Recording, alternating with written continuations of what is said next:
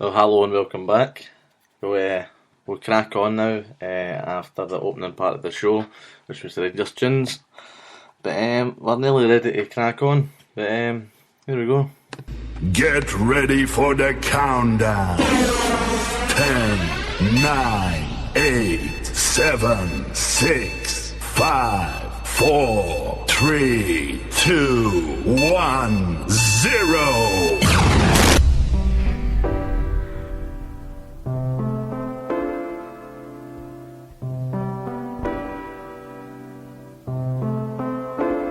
My dad was an Orangeman, and no better man ever walked upon the 12th. Fought in the war, my dad did, and voted Unionist like his dad before him.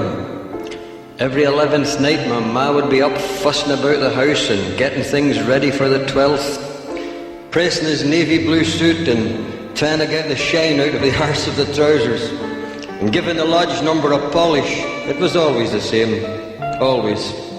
I remember it since I was just a child. Then her and my dad would get out the Union Jack, and they were proud of that flag. They would wrap orange lilies and Sweet William around it and put it out of the window. And then my dad would go out into the street to have a wee look, just to make sure everything was all right. He was proud of it. It was the biggest flag in the whole street, and anyway, it showed up the next door neighbours, the McCrorys, because they had no flag at all. Tim's. But good neighbours and nice people. For as long as I can mind, on the 12th morning, my dad would get dressed up in his navy blue suit and go out of the house with his sash and a brown paper bag, and funny enough, he went into the McCrorys and they always had a wee drop of the good stuff handy. And they were the other sort. It's funny, but you never seen any of our sort with a drop of drink. But they always seen to it that my dad got a wee drop of whiskey to start him off on his big day. And then Mrs. McCrory would take his sash out of the bag and put it round his neck and see it was all right for him. And she always done that as long as I can mind. Good neighbours. But that was a special gesture. Every year during the football season, he never missed a Rangers game. He was broad-minded, mind you, because he always clapped the other team, but he was a Rangers fan at heart. Never cursed. Well, just once. It was the day that Rangers lost the cup, and I mind what he said. And I'm sure that wee centre forward's ears were red for missing that penalty. He was a churchgoer too, you know. Never missed a Sunday. Took up the collection and handed out the hymn books. He was a good man, there's no doubt about it. Sometimes when they could afford it, they would have a night out, have a meal and go to a club. One night they ended up in the Knights of St. Columbus, and my dad nearly choked when they played the Soldiers song. But he told me afterwards he just stood there to attention and pretended they were playing the Queen. Now there's loyalty for you.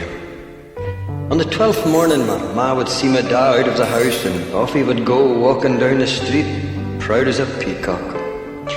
We would all get ready, and the whole family, and would go down to see him walking by with his lodge. And everybody seemed to know him because he kept waving and nodding his head. It was his big day, the 12th. I said it was his big day, for on that walk, on that bright sunny day in July, it was the last he was ever to see. For that day in the field, my dad too bad, and friends from the lodge, they did all they could and tried to save him, but it was no use. But I suppose he went the way he always wanted to go, wearing the sash on the 12th. I still have his sash, you know.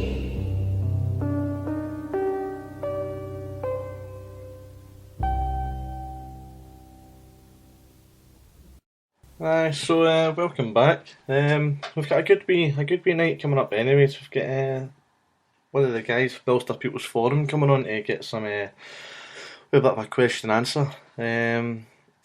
Apart from that, we've just got the normal good cultural tunes.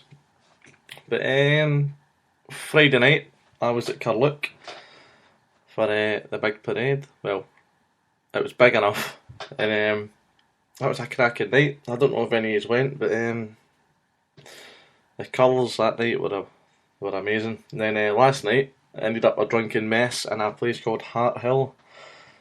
We got invited along for they're celebrating the unfurling of their new banner. We parade round the town. It was absolute cracker. And then we went back to the lodge for a night of culture with the Thornley boys, which goes without saying was a cracking night as well. So the next song is for last night's guys at Hart Hill.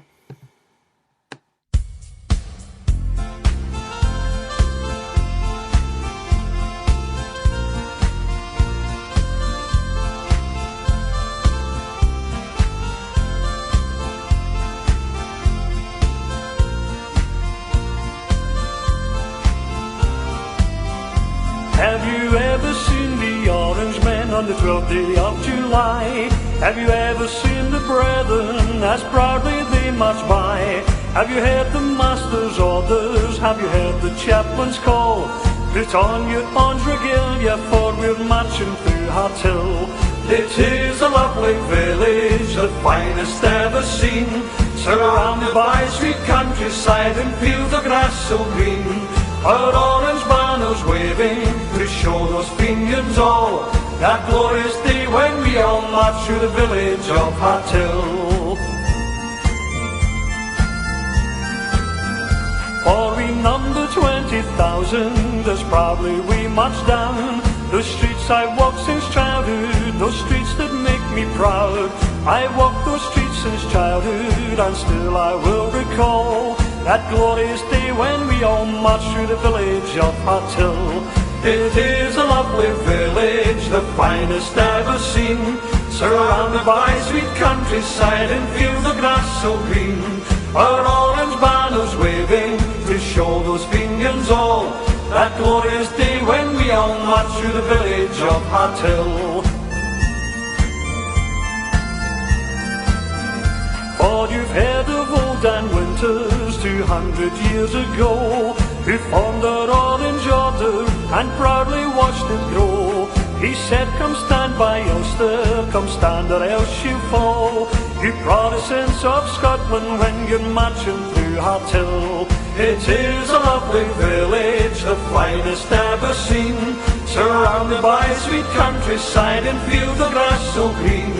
Our orange banners waving to show those vineyards all, that glorious day when we all march through the village of Hart Hill. For he made us take a promise that we will never break. There'll be no Fenian order, our hearts they'll never take. Our freedom that was given to us by William proud and tall, and we'll always march in freedom when we're marching through Hart Hill.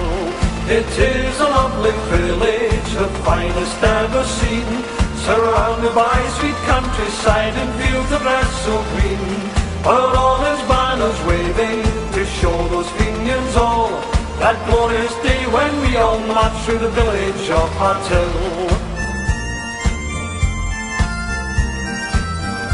For old Danny's dead and gone now, he's gone to heaven above, up to that great Grand Master, that wondrous God above. And I know that on the sweetest 12th, old Danny sees us all, and we'll always march in memory when we're marching through Hart Hill. It is a lovely village, the finest ever seen, surrounded by sweet countryside and fields of grass so green. Our orange banners waving to show those vineyards all, that glorious day when we all march through the village of Hart Hill. In a land not far away from here, in a place that's shining bright, our lovely queen sits watching, she loves this glorious sight. She even sends us telegrams to say God bless you all, you Protestants of Scotland, when you're marching through Hart Hill. It is a lovely village, the finest ever seen, surrounded by sweet countryside and fields of grass so green. Our orange banners waving to show those vineyards all, that glorious day when we all march through the village of Hart Hill. It is a lovely village, the finest ever seen, surrounded by sweet countryside and fields of grass so green.